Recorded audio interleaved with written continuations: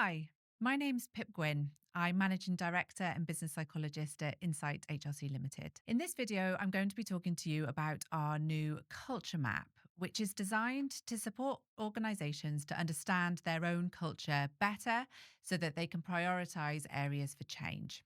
We all know the impact that culture can have on an organization. A strong and positive culture is good for people's well-being, engagement, performance, and all this drives through to the organization and makes it a joy to work there. It feels good, it feels engaging, it feels warm, friendly, supportive, and people enjoy the work that they do and find it meaningful. Where organizations are weak or negative, they don't support the strategy to be delivered and people disengage. It's where we get toxic behaviors like bullying, where people sabotage each other and the work that they're doing, and where people quiet quit or don't want to perform or don't want to stay in the organization, or sickness levels rise because they don't feel like the work that they're doing is important. They don't feel like they're valued. They don't connect with the organization.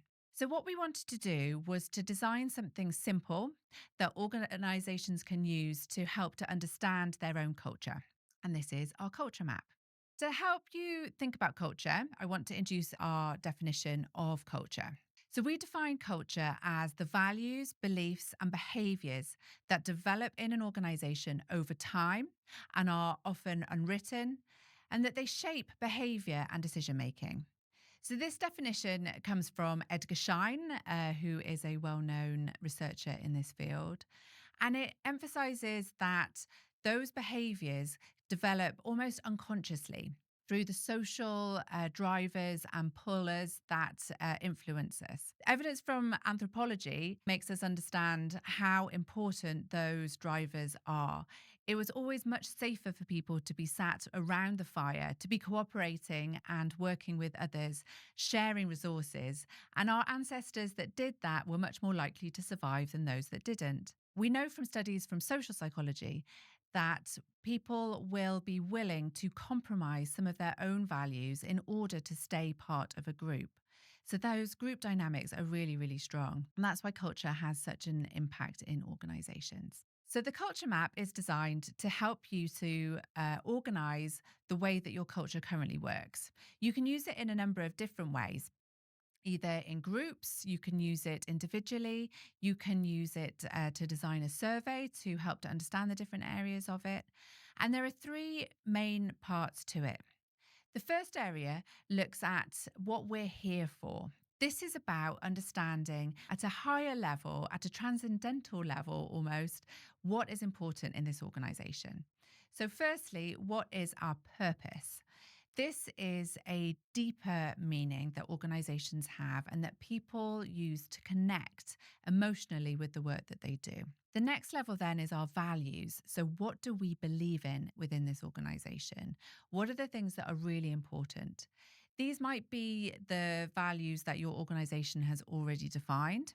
Sometimes they're not. And Edgar Schein talks about both espoused values, so the values that we want to see in the organization, and the real values, the ones that people are actually working by and that they believe in. And what we would encourage you to do is not just to write down a list of the values that you already have, but to think about the things that people believe in, the things that are really important. The third area in this level is strategic priorities. So, what is it that we need to achieve as an organization? What is it that we're working towards? Are we working towards improving customer service? Are we working towards increasing profit or growth? Are we working towards being able to deliver services to a wider range of people or to deliver in a new way? What are the things that we need to deliver? So, in that first level, what are we here for? Our purpose. What is the emotional driver behind the work that we do? Why does our work have meaning? Our values. So, what do we believe in? What's important to us? And our strategic priorities. So, what is it that we need to achieve as an organization or as a team? The second level is around what your current culture looks like. So, this is in terms of the strengths of your current culture. So, what do you want to keep in the future? What are the bits of your culture that really work? So, for example, our culture feels like a family might mean that the strength of it is that we have really close bonds. We work for each other. We have relationships where working together is really important. We're also asking you to define the challenges of your current organization. And this can be the flip side of the same values that you already have.